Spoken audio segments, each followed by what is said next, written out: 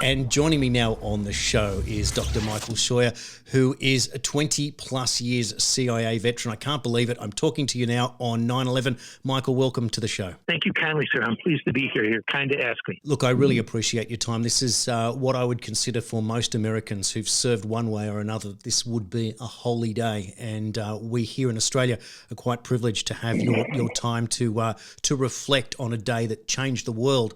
And it's one thing from us here in Australia, regional Australia, to say things like, it's affecting us or affected us and still does, but it's another when you're right in the thick of it. Now, you were involved in directly in the Bin Laden unit, and I wanted to get your take. If we can probably go back to the beginning, what was the first thing that captured your attention on that fateful day 22 years ago? I was serving in a different area at the time, and a friend of mine called me from the Counterterrorism Center in CIA and said, "Mike, turn on the television." And so once I found out how to do that, I did it. And I caught the second plane going into the Twin Towers. And, I don't mean to sound callous at all, and I'm not. I'm just, what first occurred to me is, well, we had the chance. We didn't take it. Sometimes you have to take a chance to avoid a disaster. And we didn't take the chance. And of course, it was a terrible thing. All of those people died, but it was brought on by the actions and the lack of actions of the United States. And specifically, you're speaking about the opportunity to have captured Osama Bin Laden before September 11, 2001. Two things, sir. First, refusing to listen to what he said. Second, Mr. Clinton and his administration had 10 chances between 1997 and June of 1999 to capture or kill Bin Laden, either with using CIA assets, using a friendly service on this issue, at least in the Middle East, who has an uncanny ability to kidnap someone and make sure he's not heard of again in their penitentiaries. Or third, to use the U.S. military. They refused all of those occasions, and the chairman of the Joint Chiefs of Staff virulently opposed any use of his what he called ninjas, his special forces, to waste time on Islamic guerrillas that were training on very rudimentary training gear. So that's kind of where we stood on the morning of 2001. And in terms of ignoring Bin Laden, except for maybe Pol Pot and Adolf Hitler and Mein Kampf, we have never had an enemy who has been so directly spoken and reliable in what he said about what he was going to do, why he was going to do it, and what it would take to avoid the disaster of 9/11. Indeed. So it's kind of the status of the current American society is that, or at least the government, if it's not classified information, if it's what somebody said in public, they don't listen to it. It's not important if it's not classified. I think they think all politicians and all leaders are like themselves. I get quite upset with the fact that we don't get access to all the information, and like you said, the classified information is perhaps considered the only stuff that's real in all of it. Now, Michael, you're right in the thick of it at the CIA and talking directly with the Counterterrorism Center. I'd like you to be able to address and either rule this in or rule this out for the people that are listening. Many people consider that somehow Bin Laden was connected with the spy agency, the CIA. Is that possible using the name of Tim Osman? Why does this keep coming up? It keeps coming up because it's convenient when you don't want to accept blame or responsibility for what happened. I can only tell you what I found. When I took over the operation, and it was an initiative. I was the first chief. In December of 1995, we went through all of the information we held within the agency. And to do that is a very specific piece of equipment and one that is very expensive to use. But we went through it, and there was no indication that we had any contact with Bin Laden in person or through an intermediary at all before 9/11. And I had the advantage of having worked on the American program that supported the Mujahideen against the Russians from 1985 until 1992. And we heard about bin Laden during that course of events, learned about the respect the Afghans had for him for his contributions, not only in a military way to their war against the Soviets, but also in arranging for Saudi funding to come from private individuals and for the government to help the refugees in Pakistan and the dislocated people inside Afghanistan. So to the best of my knowledge, and that's all I can say, sir, and I have to say, as an intelligence officer, you never know what somebody's doing in the same building on the same subject as you are. Mm.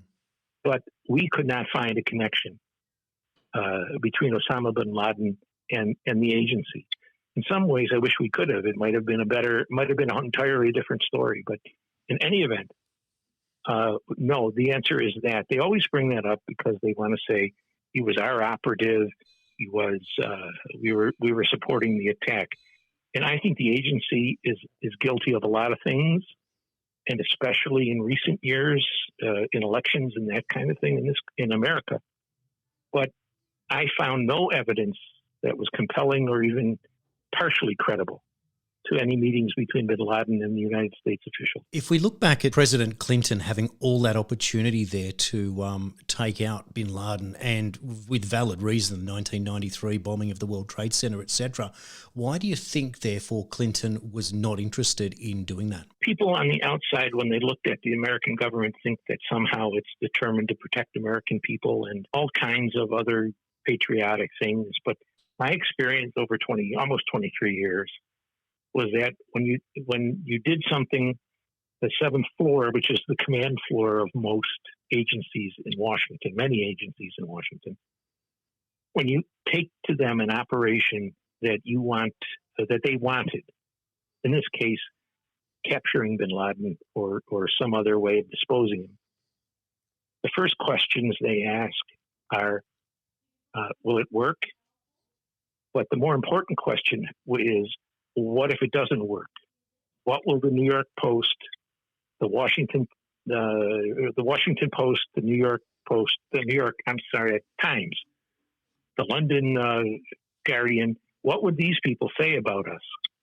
The question never asked, in my experience, both over the course of all the issues I worked on over 23 years, nearly 23 years, the question that's never asked is how many people will die in the United States if we don't preempt. And frankly, they never seem to care. Yes, we had an approval to capture Osama bin Laden after a year and a half of planning, and they canceled it the day before or a couple days before the execution of the operation for reasons that had never been my purview to know. They were very protective of bin Laden, for example. We went through. When we were going to try to capture him, we were going to use an aircraft, of course, assets that we had in Afghanistan. And I spent all day on a Saturday with the National Security Council, receiving directions about what kind of chair we had to have for him in the plane so he would be comfortable. And the second part of the discussion went on forever about what kind of tape we could use to keep his mouth shut, but not hurt his beard, or hurt him by having tape of some kind that would pull on the beard and make it uncomfortable and that kind of thing. Those things, the protection of the antagonist were much more important. So they couldn't be called out for human rights or denial of due process or whatever you want to call it. It is an extraordinary thing, sir. When I worked on Afghanistan, we had the operation as a whole, the force that was going against the Soviets had virtually carte blanche and full of money in terms of money and activities to kill Soviets. When it came to American lives being saved, we had money, but we had no gumption amongst the leadership of the nation to go after him. Not from the military, not from the State Department, not from the president's office, not from the leadership of the FBI or the leadership of the CIA.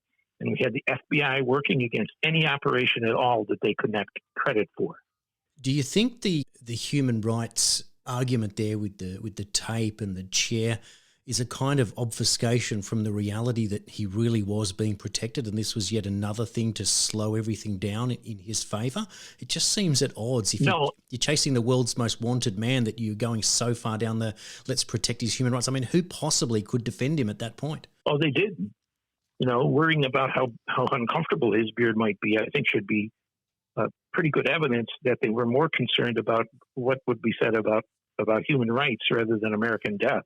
Incredible, yeah. You know, I don't know, sir. I tell you the truth. I'll be honest with you. As events have unfolded since 2011, I am more inclined to think that we needed Bin Laden as a player for what we wanted to do in Iraq and onward from there. Now, whether there was an agency or part of my own agency that was in contact with him, I don't know. But it seems to me that all of the problems we've had from 1998, 1999 until today, Bin Laden falls in a different place than I thought he was ever involved in. And we also have the evidence or the lack of evidence for any remains of a plane that crashed into the Pentagon. And we had a video now that looks as if it's a missile launched from somewhere into the Pentagon. Perhaps more importantly, we also have the lack of any scrap from the missile, the lack of any scrap from an aircraft that went into the Pentagon, unless they're hiding it. And we also have that, spectacular anomaly of Building 7 on the campus of the Twin 11s collapsing like a elderly football stadium that's destroyed to build a new one, right into its footprint, with no attack on the building and with being too far away from the heat of the 9/11 of the Twin Towers fire to collapse it. I don't know what to think. I was determined and almost deaf to any kind of question that the United States government was involved in that until those videos came out and until I saw the train of developments of foreign policy events for the United States and domestic events for the United States over the last 22 years. This is what many people were awoken in some period after 2001. And I feel like there was a few films that came out, 2007's Zeitgeist. There was another one, The Esoteric Agenda, that were dealing specifically with 9/11 and the attacks on the towers. And that was, for many people, it took that long. I just wanted to pause for a moment because for mine, Mike, it was George W. Bush who 7 years, like the attacks happened early on in his presidency in his first year. He served another 7 years and could never capture Bin Laden. And I thought that if Obama, when he got into power, I used to say to people that if he's legitimate, he will capture Bin Laden in his first term. And he pretty much went on and achieved that. However, once he was captured, we saw one photograph looking over his shoulder where Bin Laden was supposedly watching a TV. And then we learnt that he was executed and dropped into the ocean. And it just left everyone kind of thinking, hang on a second, surely to goodness we need a little bit more proof than this. And it played into the hands yet again that we felt like that we were once again being manipulated. Is that fair that we felt that way? You were being manipulated. You were being manipulated because if you remember, they dressed up the CIA director at the time, John Brennan.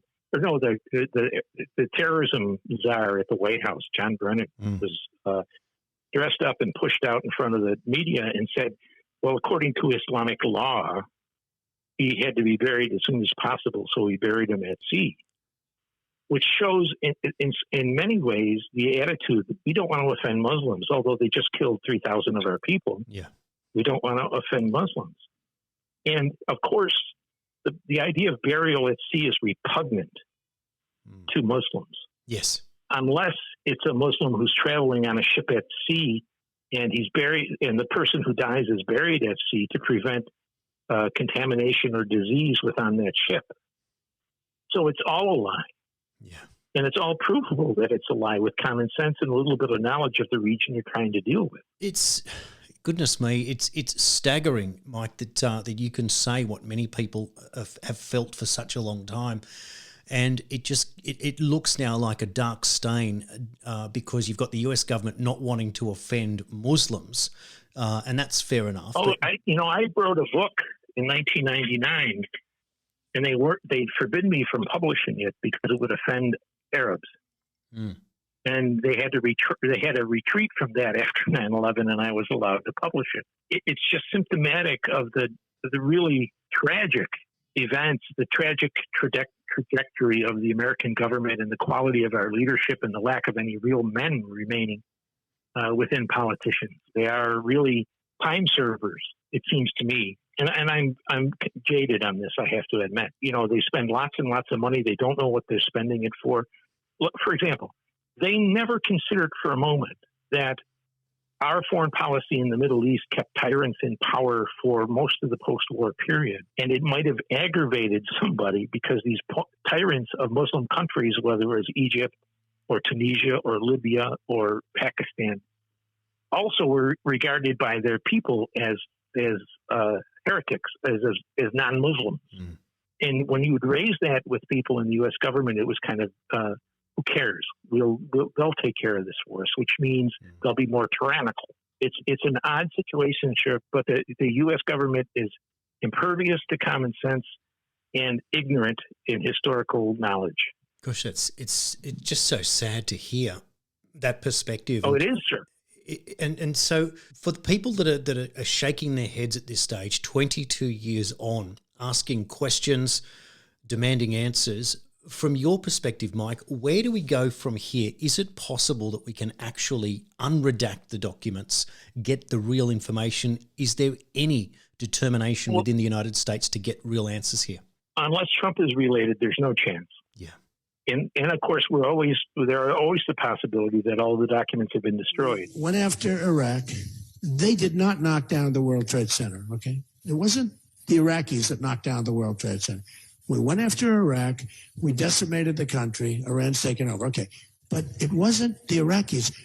You will find out who really knocked down the World Trade Center because they have papers in there that are very... I can tell you what did happen at the time. The 17 U.S. intelligence services were contacted for pertinent information, pertinent documents. All of those documents, we were told that all of those documents had to be redacted for the purpose of letting the commission do its work, number one. And number two, when the work was done and their report was published, the information could be released to the American people. As you and I sit here, that promise was made 21 years ago, 22 years ago now. And it's never been released. That information, those documents have never been released. And I'm very sure, at least from the perspective I had where I worked and who I dealt with, that Americans have a lot to learn for them. One of them is that many agencies of the United States government have very little interest in protecting Americans. Mm. And they got in the way of getting rid of Bin Laden. They argued against his importance. They refused to support the agency's efforts to locate and then remove Bin Laden from being an enemy. Mm. All of that information, although the thing is redacted, redaction is mostly the methods of assets meeting officers and names and things like that. But the gist of it, in particular for the FBI, would show who has emerged really as kind of the hero. They make television series about how great the FBI was. The only interest the American FBI has is in the FBI. Yeah. What they want to do is to show up with their windbreakers and FBI written on it. At the end of the day, their recipe for counterterrorism is to find one dumb Muslim, find a second one that's slightly less dumb, and then run an operation that promises attackers weapons, and at the last moment, they're supplied with weapons that are disarmed or inoperable. And then they arrest a lot of them, including the one they recruited to run the operation. It's a nightmare. It's like Lewis Carroll through the Looking Glass. It's a terrible business, and much like what we're seeing now, we have American groups collecting information against Christians of all colors, and calling us terrorists. Indeed. And conservatives of all colors. Yes, it's I think we're going to find that the Bin Laden story is part and parcel of what's happened to this country and the drift toward tyranny. Yeah, indeed, and that's what we feel the same watching from the other side of the world. I want to ask you one last question, Mike, and I think it's the contempt for 9/11, and that was when Joe Biden withdrew the troops from Afghanistan and left all that equipment there almost overnight. Am I reading that right, that really was a punch in the stomach to America in that regard? I think it was really, because it surprised America. It even surprised me to some extent. Well, our military cannot win a war, mostly because the presidents who begin wars, whether it's Clinton or Obama, most of the presidents since 1945 never intend to win if the cost of winning is our actions that will not only decimate the enemy, but decimate some of their supporters or infrastructure. It is a problem of deceit. The deceit is everywhere, sir. You can't, and I don't know half of what. I didn't know when I worked that there were other people working on the same subject and not letting me know, for example, what they were doing. But that went on constantly. Their willingness to trust the word of foreigners is extraordinary. When we were prepared to capture Osama bin Laden in 1997, we had to go out and talk to the Saudi king. And my reaction was the Saudis wouldn't even give us his medical records or his social insurance number. Why would they get him now? But we went out there. The king promised to get him. And after 6 weeks, we contacted the Saudis, and the Saudis said, well, Prince Turki, the head of intelligence, is on, and his deputy are on vacation for 6 weeks. So don't bother us again until they get back. Wow. We had a chief of station a chief in Saudi Arabia who refused the cables from headquarters that requested the very basic information about bin Laden. What was his medical state? What were his bank accounts? What were, all the stuff that normal people have. And he was, for all intents and purposes, a very normal person, also, but very rich. Yes. And Brennan, who was the chief, came back and said, this aggravates the Saudis when we ask them, so don't ask us anymore. So he took it to the CIA director at the time, George Tenet, and he sided with Biden. So we gave up a chance to capture Osama bin Laden using both our assets and assets of some associated intelligence services that were friendly toward us on this issue. We gave all of that up for nothing. It's a sad situation, not just for the Americans, but it's symptomatic of most Western leaders. And most Western decisions are based on media response to them and not on what's good for national security. Yeah. Or even what's essential for national security. It is breathtaking. It's sad and it's disappointing, but we reach this stage on probably the most solemn day in the US calendar now. Dr. Michael Scheuer, thank you for your time today. Sir, it's always a pleasure to deal with you or anyone else in Australia. You're very kind and very polite, and I certainly appreciate that, sir.